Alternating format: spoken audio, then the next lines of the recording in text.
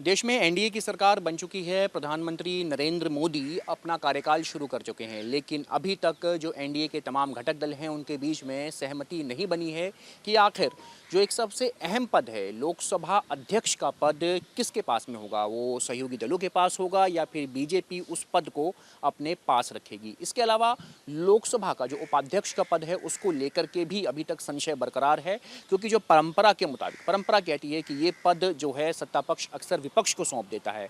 तो ऐसे में लोकसभा जो 24 जून से लोकसभा का कार्यकाल शुरू हो रहा है, 24 जून जो कि अब आने ही वाली है, अब से 3 दिन के बाद में, ऐसे में अभी तक अध्यक्ष पद का चुनाव नहीं हो पाया है, आम सहमति नहीं बन पाई है।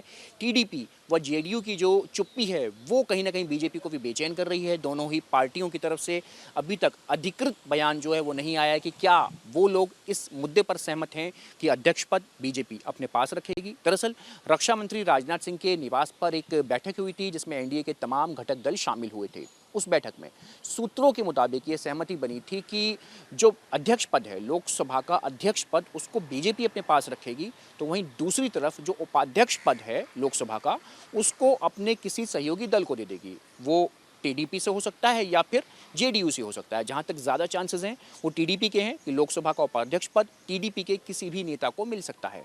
इससे पहले विपक्ष की मंशा ये है, विपक्ष चाहता है कि जो लोकसभा का अध्यक्ष पद है वो जो है अध्यक्ष पद मिले किसी भी एनडीए के घटक दल को, टीडीपी को या जेडीयू को। और जो उपाध्यक्ष पद है, चूंकि अब तक परंपरा ये रही है कि लोकसभा में अध्यक्ष पद सत्ता पक्ष अपने पास में रखता है, क्योंकि उनके पास लोकसभा में बहुमत होता है, तो उपाध्यक्ष पद सत्ता पक्ष जो होता है उस उपाध्यक्ष पद को विपक्ष को सौंप देता है, ताकि लोकतंत्र में एक बैलेंस बरकरार रहे, सत्ता पक्ष की भी आवाज़ रहे और विपक्ष की भी आवाज़ रहे, दोनों एक दूसरे की आवाज़ सुन सकें, अपनी आवाज़ उठा सकें, अपनी एक आम सहमति उनके बीच में देश के तमाम मुद्दों को चलाने के लिए एक आम सहमति बन सके, एक अच्छा मैसेज जाए देश में कि डेमोक्रेटिक सिस्टम में जो कि मजबूत हो रहा है।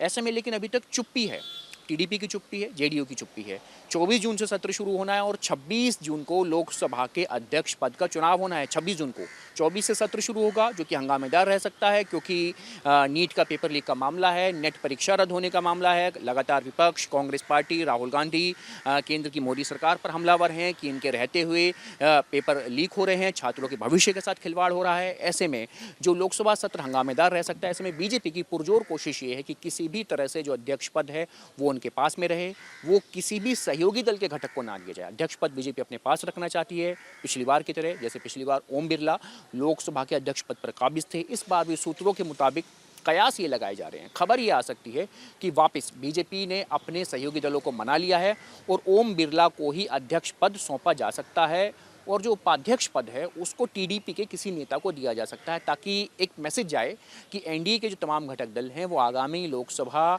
सत्र के लिए, जो कि हंगामेदार रह सकता है, आगामी लोकसभा सत्र के लिए एनडीए के घटक दलों के बीच सामंजस्य है, समन्वय है और वो लोग पूरी तरह तैयार हैं। 24 जून से सत्र शुरू है, 26 जून को लोकसभा अध्यक्ष पद पर चुनाव होना है। सहमति क्या बनी है? क्या बीजेपी इसे अपने पास रखने में कामयाब हो पाएगी? क्या बीजेपी ने जेडीयू को, टीडीपी को इसके लिए मना लिया है कि अध्यक्ष पद बीजेपी के पास में रहेगा?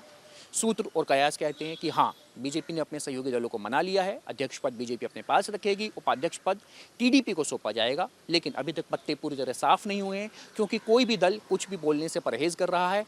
1-2 दिन में ये तस्वीर पूरी तरह साफ हो जाएगी कि लोकसभा का अध्यक्ष पद किसके पास रहेगा, बीजेपी के या सहयोगी दलों के, और वहां से वो कौन चेहरा होगा जो कि देश की संवैधानिक संस्था की सबसे उच्च पद की जो कुर्सी है उस पर काबिज होगा। वीडियो जर्नलिस्ट राकेश चौहान के साथ मणिदीप शर्मा, न्यूज़ नेशन।